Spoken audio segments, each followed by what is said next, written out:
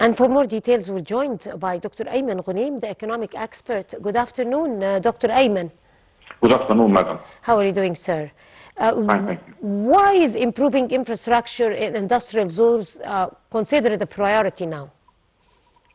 Well, actually, the new republic under the leadership of President Abdel Fattah al-Sisi has undergone a whole project of revamping the Egyptian infrastructure. Because if you remember, in 2010, we had reached at that time a very bad situation in terms of the ailing infrastructure, in terms of the traffic jams, and our railroad network. Our road network was so non-competitive, and that's why we had in 2014 there was a report issued by the World Bank, and it's found on the internet, by the way.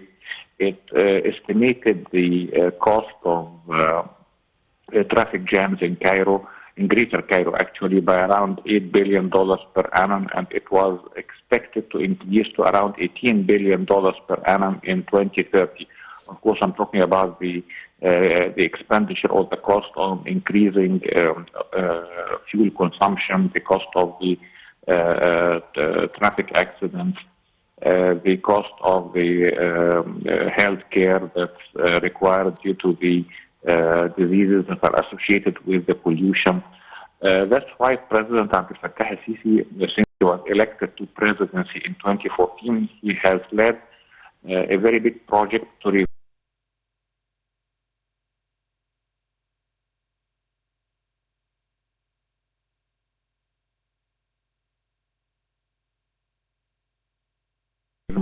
that represent around 54% of the present road network, which is 31,000 kilometers.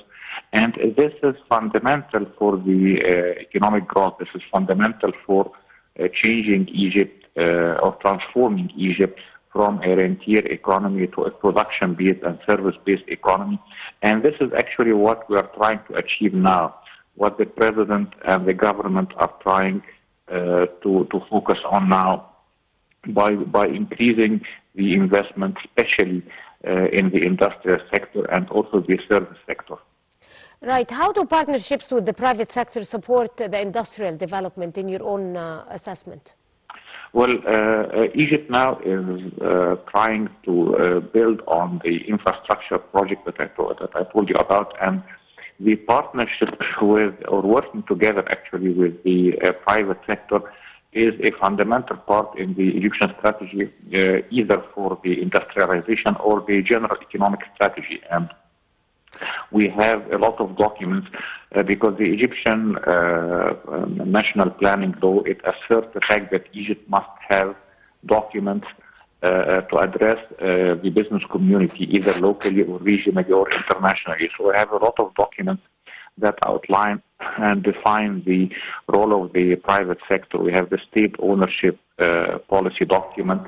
We have the strategic document of the presidential term 2024-2030. And we're trying to do many things. First, we're trying to localize the inputs of industries. We're trying to build partnerships between the local private sector and the international private sector, and to foster a form of technology transfer from the Western world, not only from the Western world, but also from the East, whether China or Russia or Japan, of course, and also from the Western world. And Egypt is trying to transform into an investment and industrial hub of the region, right, especially the Suez Canal economic zone. Right. On that note, Dr. Ayman Ghonem, the economic expert, would like to thank you so much for your